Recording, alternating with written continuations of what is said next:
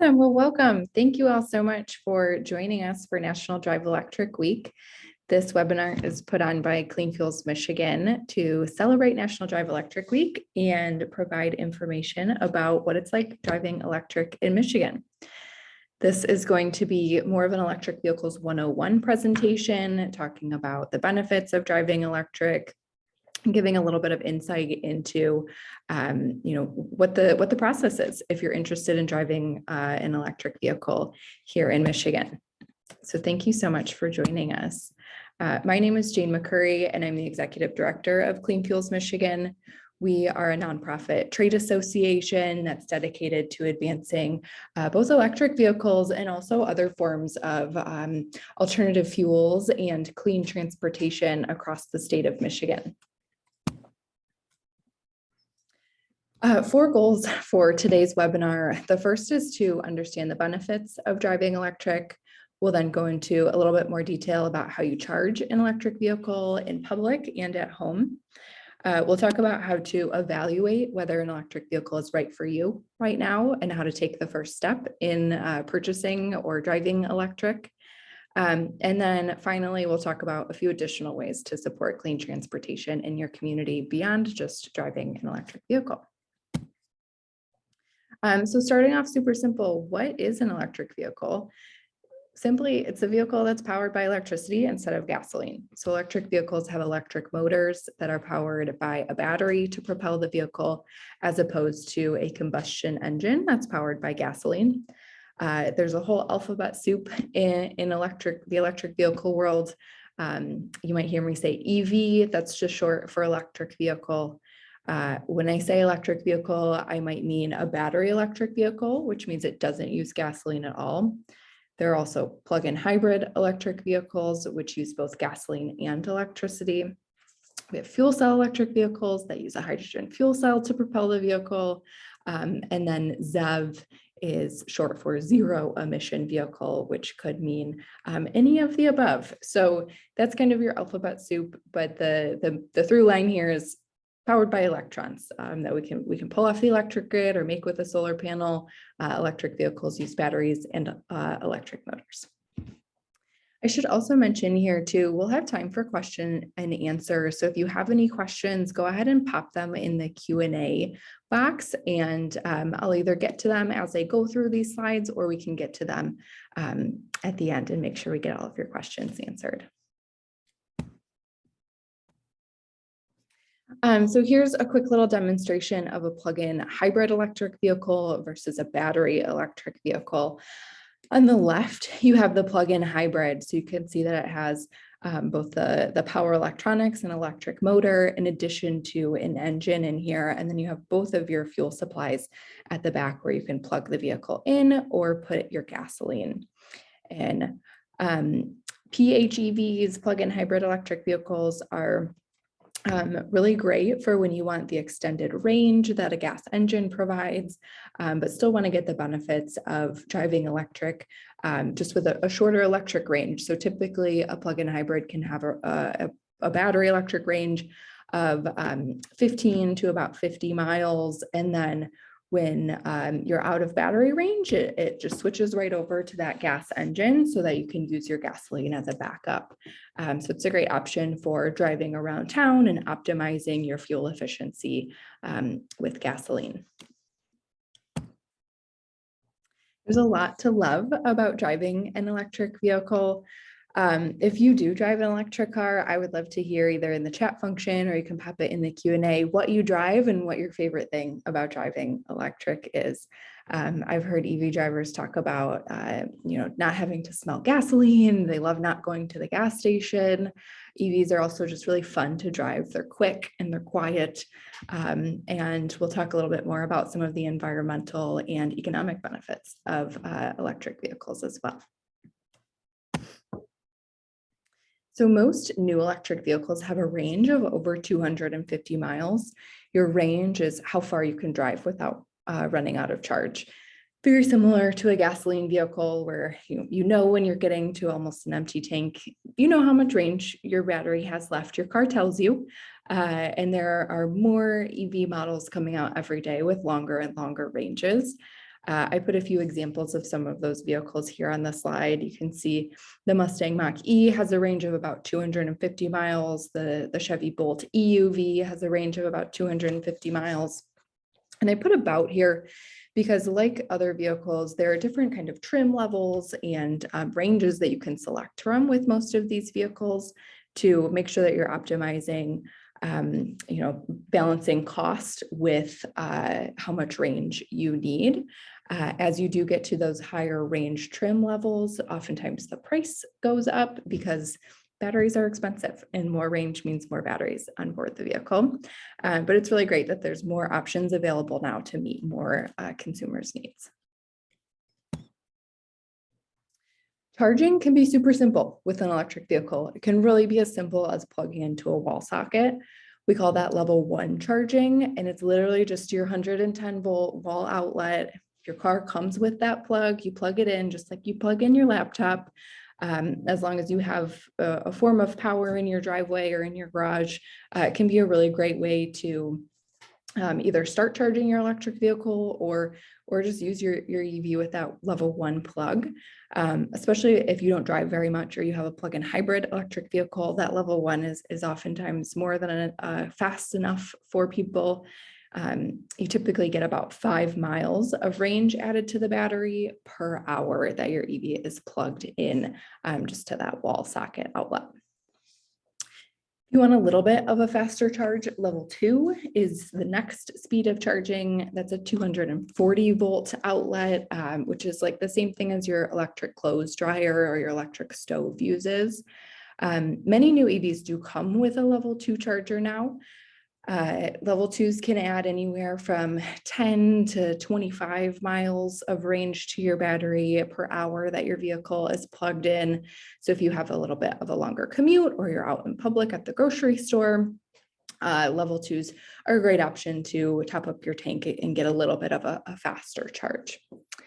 And then finally, the last speed is called DC fast charging. That's really fast, 440 volts and up, lots and lots of power going very quickly into the battery.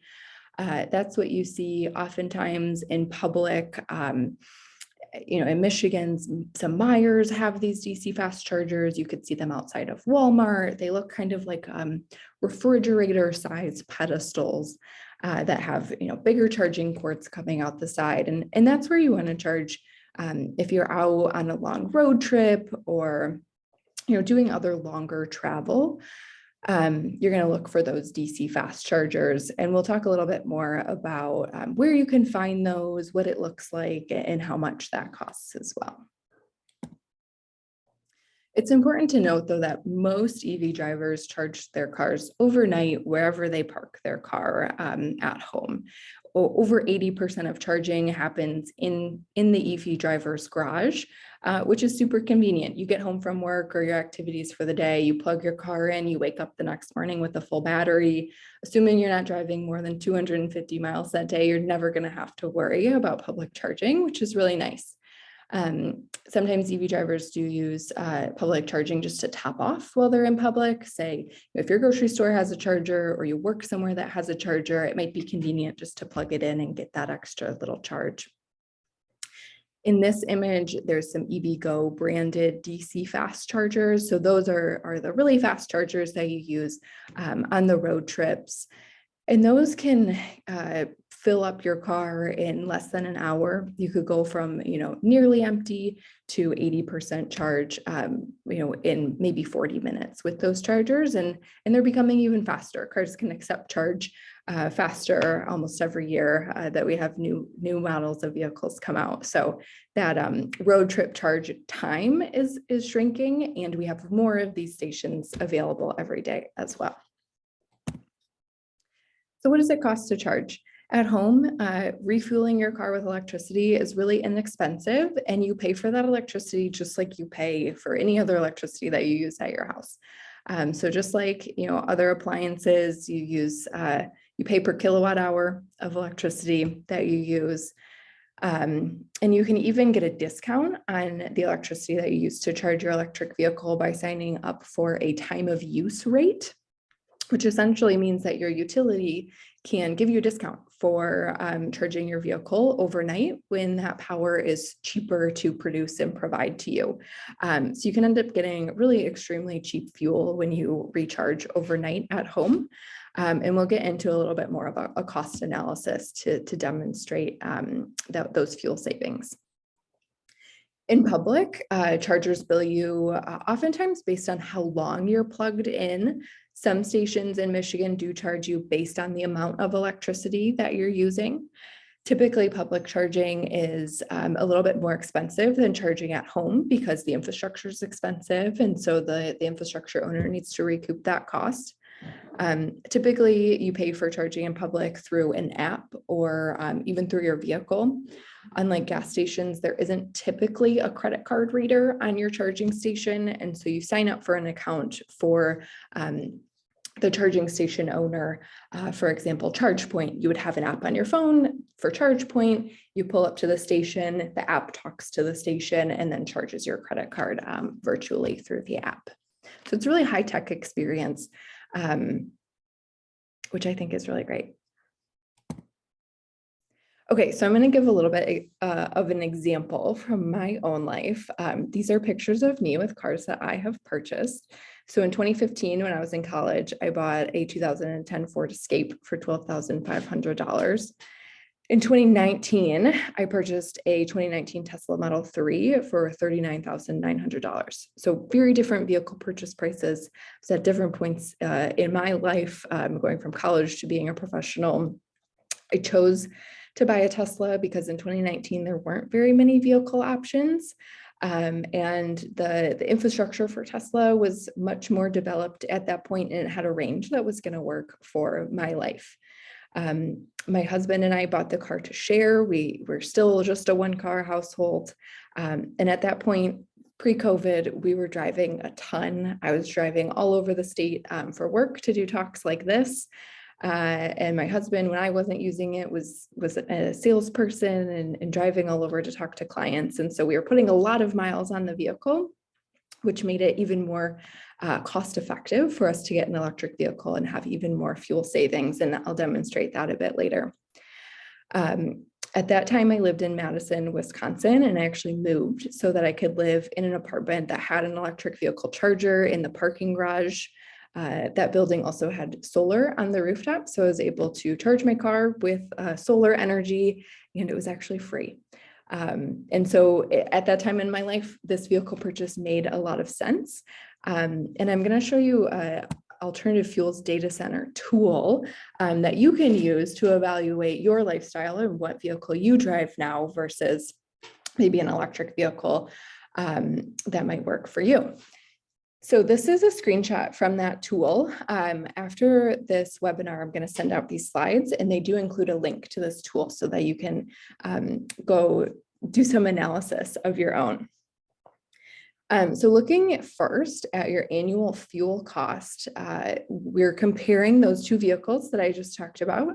I did put in a 2021 Tesla Model 3 just because the technology has developed since 2019 in the car that I showed you. And so I just wanted to make sure that we're pulling some more accurate data here. This analysis is based on gas prices from last week when I put these slides together. So we're looking at September 2022 gas prices of about $3.33 per gallon. And then this is also assuming average driving habits, which if we look nationwide, the average driver drives about 30 miles per day, plus a few road trips here and there. So that's what this analysis is looking at. And in the tool, you can go in and you can manipulate all of these items to really customize this analysis to you and your lifestyle.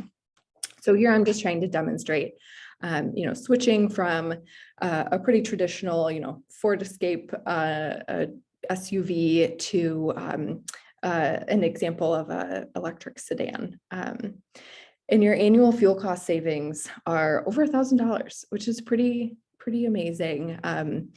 That obviously changes if we look at higher gas prices. Earlier this year, gas prices got as high as $4.30 per gallon in the upper Midwest. So if we look at, more expensive gas prices, your fuel savings obviously go up quite a bit because electricity costs don't change very much over time, and especially not over just a few weeks. So your electricity costs stay the same, and then your fuel savings go up to almost $1,500. So total cost analysis, now we're looking at this green box as your annual operating cost. That includes things like your lease or loan payment on the vehicle, any maintenance costs, in addition to the fuel savings. Here we're looking back at kind of our average gasoline price again. And we're still in that $1,200 a year savings range, which, is pretty incredible because we're comparing a 2010 vehicle to a 2021 vehicle that costs a lot more, right? And so it's a more expensive vehicle. It's a high-tech vehicle that you're actually paying less to use and operate per year, if you drive with average driving habits. So I think that's just a really great analysis to show that there are economic benefits to driving an electric vehicle too. Of course, there are also environmental benefits of driving electric. If we look at the annual carbon dioxide emissions from each of these vehicles, we can see that driving electric is much better from a carbon standpoint. This difference is about the equivalent of adding 140 mature trees worth of carbon dioxide equivalent, which I think is pretty impactful for just 1 year of one vehicle's mileage. These numbers increase pretty substantially if you're a big driver. So I doubled our miles per day here to looking at 60 miles per day of driving. Your yearly savings would go up to about $2,000. And then our emissions equivalent goes up to about the equivalent of 240 mature trees. So the more you drive, the more you save. So again, it's a great option for people who do a lot of driving, within the state or around the upper Midwest. You can really maximize your savings. So again, I encourage you to check out this tool. It's really cool. You compare all different kinds of makes and models of both gasoline and other alternative fuel vehicles, including electric vehicles, and really customize it to fit your lifestyle and do the analysis for yourself. So I encourage you to check that out after the webinar. I often get questions about why the total cost of ownership is less with an electric vehicle. We've already touched on that fuel is cheaper, but it's really important too to mention that electric vehicles have quite a bit less maintenance because they have far fewer parts. Electric vehicles are really more simple machines than internal combustion engine vehicles, and so they have a lot less maintenance. For example, there's no oil in an electric motor, and so you don't have to go get your oil changed. So just far fewer routine maintenance, less things that can go wrong. I also like to talk about regenerative braking. It's really important both for the efficiency of the electric vehicle, but it also extends your brake life. So regenerative braking essentially captures the energy from the vehicle slowing down and puts it back into the battery, which both extends the range of your vehicle, but also reduces the need for brake pads. So a lot of electric vehicle drivers call this one pedal driving, where you actually don't need to use your brake pedal very much because the car automatically slows down when you let off the accelerator. So even simple things that, all kinds of vehicles have, like brake pads, can last longer when you're driving an electric car. EVs are also really durable. A lot of people have fear about battery lifespan and, making sure that electric vehicles can be reliable. There have been demonstrations where Tesla has driven vehicles just up and down the California coast for years, and those vehicles have over 1 million miles on them with very little degradation of the battery. So you can be confident that these vehicles are going to last at least as long as your internal combustion engine vehicles and have a nice long lifespan. To give a little bit of extra peace of mind, federal regulation does mandate that the warranty for the battery pack in an electric vehicle is at least 8 years or 100,000 miles. So you have plenty of runway to, get use out of that vehicle and be, rest assured that the battery pack is warranted and will be fixed if anything needs to. A little bit more on that environmental analysis. EVs are really as clean as the power that charges them. And it turns out that's really pretty good. There's more renewable energy being added to the grid at faster paces than ever before.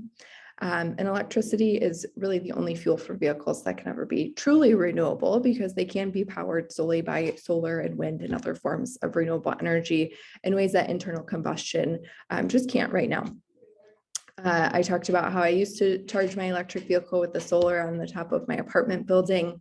I find that a lot of the first adopters of electric vehicles were people that already had solar power on their home because they are, energy conscious and interested in, continuing down that energy conscious path. Electric vehicles don't have a tailpipe because there's no combustion engine. There's no need for a tailpipe, which means that they reduce point source pollution in the communities that they're driven in. So that means that electric vehicles are great ways to reduce pollution in communities that are burdened by smog and other air pollution because that pollution isn't happening anymore because there's no tailpipe. I think it's also sometimes helpful to compare the emissions to, what we know and understand in an internal combustion engine vehicle. So based on a Union of Concerned Scientists analysis looking at electricity sources in states, they've compared the emissions equivalent of driving an electric vehicle in Michigan to driving about a 55 mile per gallon internal combustion engine vehicle.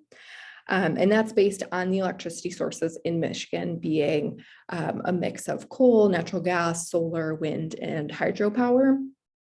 If you look at California, that number is closer to 134 miles per gallon because California has more renewable energy on the grid. And so we'd expect all of those numbers to continue to increase, meaning that the emissions from driving electric will go down over time as we have more renewable energy on the grid.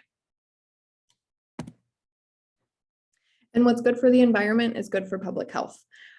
Transportation makes up 27% of greenhouse gas emissions in the United States, and fewer emissions means fewer pollution-related illnesses and early deaths. When we think about things like childhood asthma rates increasing, reducing the harmful pollution from our vehicles is a really important sector to focus on to both improve environmental outcomes, but also to improve public health outcomes in our communities. Okay, so maybe this all sounds great. There's a lot of benefits of driving electric, but let's talk a little bit more about public charging because we all, take vacations, we take road trips, we want to go up north during the summer to go camping. So let's take a little bit of a deeper dive into what charging in public might look like. So there are 3 different flavors of DC fast chargers, and those again are the chargers that you're going to want to use when you're on those longer road trips when you need to recharge really quickly. There's your Tesla fast chargers, which can only be used by Teslas. And then you have your CCS and your CHAdeMO chargers. CCS is typically the charge point or charge port that's used for American manufacturers, and CHAdeMO has been historically used by some of the Asian vehicle manufacturers, although it does seem like the industry is shifting pretty hard over to CCS, so that will be more of a universal charge port for a lot of different vehicles. That tends to stress people out a little bit that there's multiple different ports. I liken it to the gas station. You pull up to the gas pump, there's multiple buttons, you know what kind of fuel your car uses, and you push that button to get that kind of fuel to come out of the pump. It's the same thing with DC fast chargers. You know what plug your car uses, and so when you're searching for fast chargers, you just filter by that chargers that you can find the ones that your car uses. Many chargers that have CCS also have CHAdeMO, so that makes it a little bit easy too. Here on the slides, again, when you get them after the presentation, there's a link to an app called PlugShare, which I found to be really helpful in finding public charging stations. You can even see when people have checked into those stations and left notes about, what they liked or didn't like about the station. So it's a real kind of community sharing app too, where you can learn how expensive the chargers are, where they're located, and things like that. And the great news is that there's a lot more funding coming for public fast charging. So here we can see a map of available fast chargers. If you zoom in here, there's going to be more this kind of zoomed out lens. You just get kind of a high level. But every one of the green and brown dotted lines here on this map is going to be built out with EV charging stations. Every 50 miles, you'll have those CCS chargers all across the country, which is really exciting. And so it'll be much easier to get anywhere that you want in an electric vehicle, whether it's a long road trip or you're just, doing a lot of driving around town over the next 5 years. Michigan specifically is getting $110 million from the bipartisan infrastructure bill to build out these charging stations. And so it's a really exciting time in the industry where it's becoming even easier to drive electric. Like I said earlier, there are more makes and models available than ever before too, including larger vehicle sizes that historically have not been available in electric vehicle models. There are now SUVs and pickup trucks and even freight and larger, medium and heavy duty vehicles that are available in electric models. So technology has been developing really quickly, and there's more shapes and sizes of vehicles available today. And more coming. So hopefully there's an electric vehicle that will work for you in the coming years. I also often get asked, are EVs here to stay? There's a lot of hype. Is the technology really there? Do we really anticipate consumer preferences and demands changing? So I did a quick Google last week, automakers switching to electric. And you can see here, I had 10.7 million results. For that search. Things came up from, GM committing to go all electric by 2035 to, 43 models of electric cars coming out in 2023 that you need to watch out for.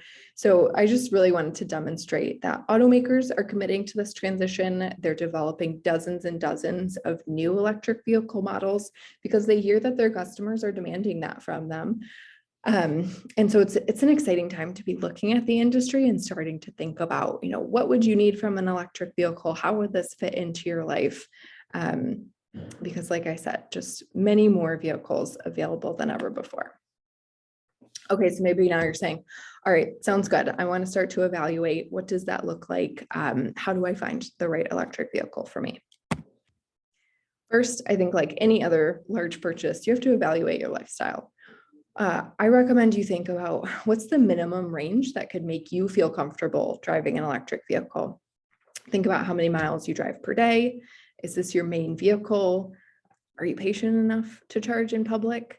It is a behavior change. You're now refueling for the most part at your home where you park on those large trips. You have to, pull off the highway and stop for a few minutes while you charge your car. So I think really evaluating whether that fits into your lifestyle and your expectations for your vehicle is important. My goal is that the first time you drive electric, you absolutely love it. And so I think being really honest about what your expectations are before you dive headfirst is really important. The question about whether it's your main vehicle, I think it's also important. If you're a 2-car household, I think having one of those vehicles be electric and you use the gas one for those longer road trips when maybe you don't want to stop to charge is perfectly fine and acceptable. That's what my parents do. They have one EV and one gas car, and when they do their long trips, they take the gas car. But for the most part around town, they're driving electric, and that has a huge impact both on their energy and fuel costs and on the environmental benefits that they hope to see from their vehicle purchases. And then again, like any other purchase, determine what's most important to you. You obviously have to balance price with features and the available charging network. Do you care about domestic manufacturing? Is there a local dealership that you love working with? Obviously, all of that goes into making your vehicle purchase as well. Here are a few resources for helping to narrow down electric vehicle options.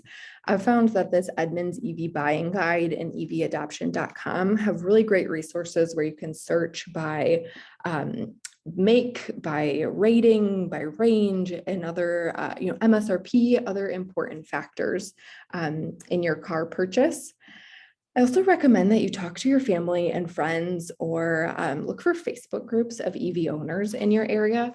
People love talking about their electric car. So if you know anyone that drives electric and you ask them, hey, what do you love about your car? What car should I get? They're going to have opinions. Ask them. They would love to talk to you about it. And maybe you don't know anyone who drives electric. The Facebook groups of electric vehicle drivers are super, super active. And I'm sure you could find one where you could learn about how people are driving electric in your area. Third, I recommend you make a charging plan before you get your vehicle. I said at the beginning, it can really be as easy as bringing home the charge cord with your car, plugging into an outlet. And I think it really can, but again, evaluating how you're going to use the vehicle, whether you need a level 2 charging station, and having that plan in advance will make the transition a little bit more comfortable. A lot of new cars do come with that level 2 charge cord. And so it may just require that you call your electrician to come out and put that port in your garage, which can be really simple and easy. But again, doing that kind of pre-planning will just make it a little bit more comfortable when you do have your new vehicle at home. And then also preparing to charge in public so that if you are in a pinch or if you want to use those public charging stations, it's as easy as possible. EV drivers usually have like a whole page of apps on their phone for those public charging, both maps and different apps that you need. So download a few of those apps beforehand so that you have them, just in case. I think it is a good plan so that you're ready to go to charge in public. And then finally, before you make your vehicle purchase, make sure that you look into any available incentives that may apply. In Michigan, DTE and Consumers Energy and a few other of the smaller utilities have really great residential charging programs that can make it easier and cheaper to install a level 2 charging station in your garage. So make sure you look into your local utility and see if they have any of those incentives for you to help you get that charging plan ready for the lowest cost and in the easiest manner. And then there's also a federal tax credit of up to $7,500 for the purchase of an electric vehicle. Portions of that tax credit are tied to whether the vehicle is produced domestically and whether, what percentage of domestic content is included in the vehicle. If you're like me, you don't know that off the top of your head. So I recommend checking out the Alternative Fuels Data Center to see if the vehicle that you chose does qualify for a portion or all of that tax credit.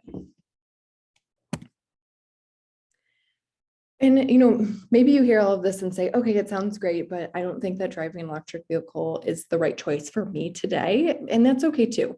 There are plenty of ways to support clean transportation in your community besides purchasing a new vehicle that requires some behavior change. And so I wanted to make sure I touched on some of those options as well.